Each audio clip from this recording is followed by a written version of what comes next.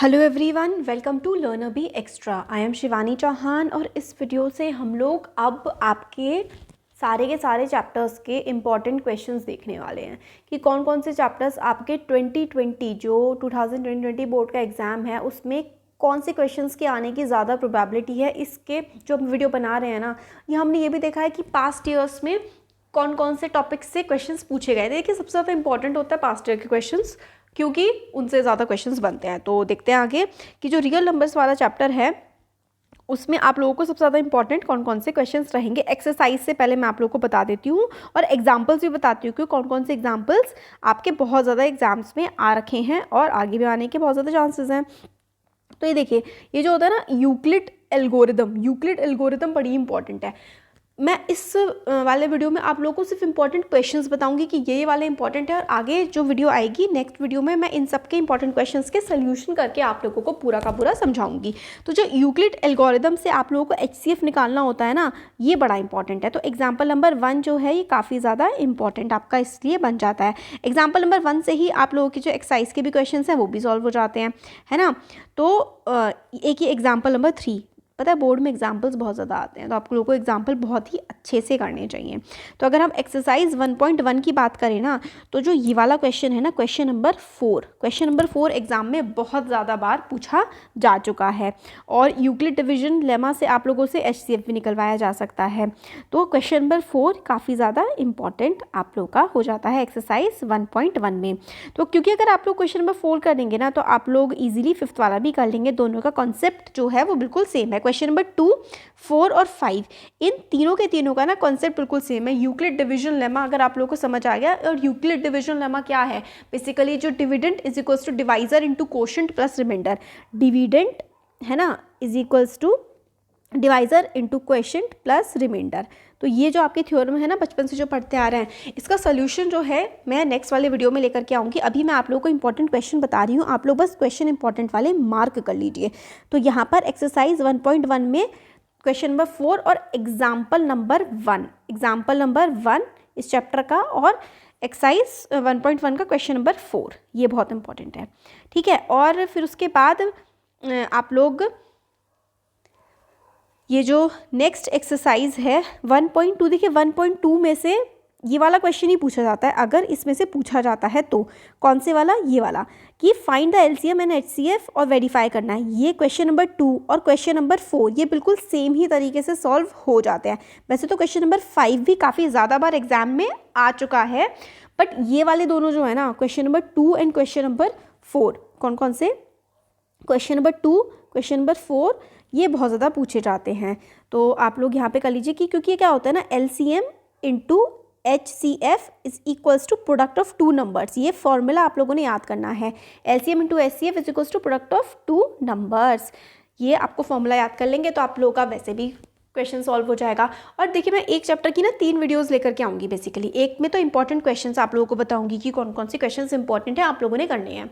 Next video में जो questions important है उनके सोल्यूशंस, और फिर एक वीडियो में कि भाई बेसिक कॉन्सेप्ट, अगर आप चैप्टर में से कुछ नहीं पढ़ रहे हैं तो ये तो ज़रूर पढ़ के जाइए, और उसके क्वेश्चन भी सॉल्व करके दिखाऊंगी। इस तरीके से 3 वीडियोज़ हम हर चैप्टर की लेकर के आने वाले हैं। तो यहाँ पर हमें LCM HCF, तो एक्सरसाइज 1.2 का कौन कौन से क्वेश्चन हम लोगों ने देखने हैं, हम लोगों ने देखना है question number 2 and question number 4। ये दोनों काफ़ी ज़्यादा यहाँ पर इंपॉर्टेंट हैं, और सबसे ज़्यादा क्वेश्चंस जो एग्जाम में इस चैप्टर से पूछे जाते हैं वो पूछे जाते हैं एक्सरसाइज 1.3 से, राइट।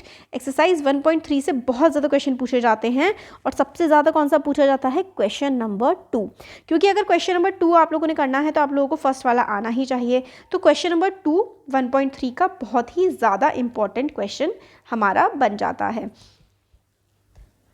काफ़ी ज़्यादा बार ये एग्ज़ाम में आपका पूछा गया है।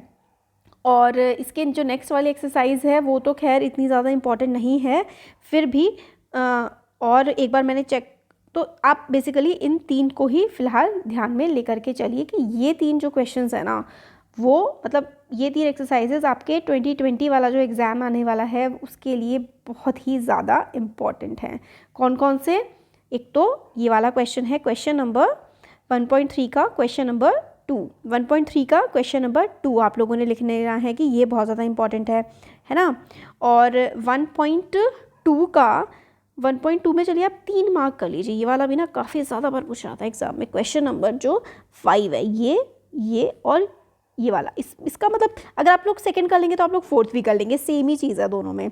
तो इसमें आप लोग कर लीजिए 2, 4 एंड 5। और 1.1 जो है, 1.1 में आप लोगों ने यूक्लिड डिवीजन लेमा ही बेसिकली करना है। यूक्लिड डिवीजन लेमा जो एक्सरसाइज मतलब एग्जाम्पल नंबर 1 है ना, यूक्लिड डिवीजन लेमा, वही वाली चीज़ आप लोगों ने करनी है। उसमें ज़्यादा कुछ है नहीं यूक्लिड डिवीजन लेमा के अलावा फर्स्ट एक्सरसाइज में।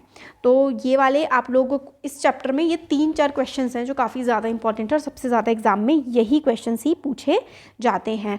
और इसके जो आप लोगों ने ना एक बार ना जितने भी चैप्टर्स हैं मैथ्स के ना, जो एक्स्ट्रा क्वेश्चंस बनते हैं ना 1 वर्ड वाले क्वेश्चन, वो पता है आप लोगों के कहाँ से पूछे जाते हैं ज़्यादातर?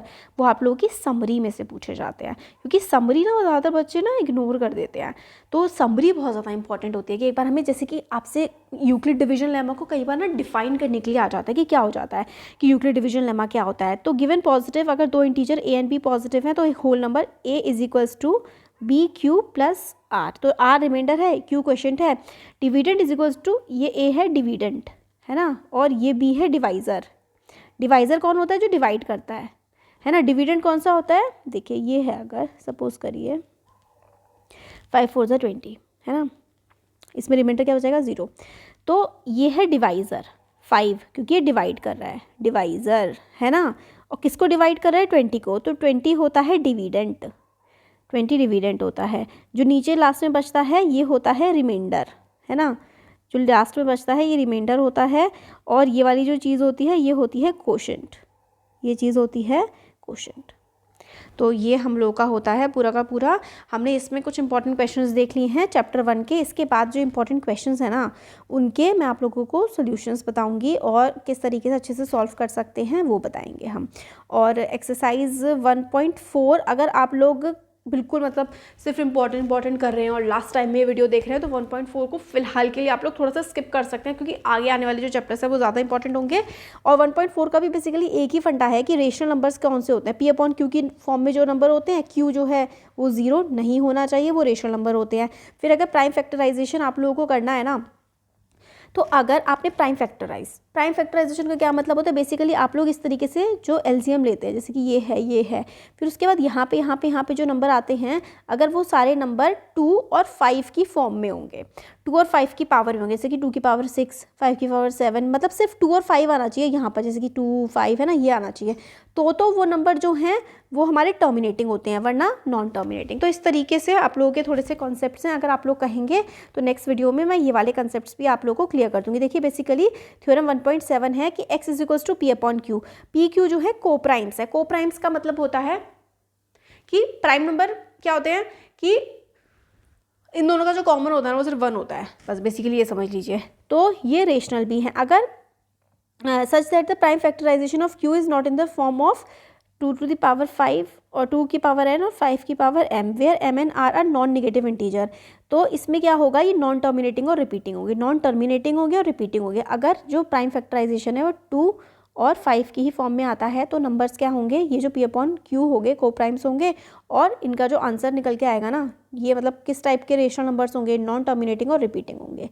बेसिकली ये है। अगर आप लोग चाहते हैं तो मैं नेक्स्ट वीडियो में इसको भी कवर कर दूंगी। बाकी आप 1.3 के तक जितने क्वेश्चंस मैंने आपको बताए हैं वो काफ़ी ज़्यादा इंपॉर्टेंट है।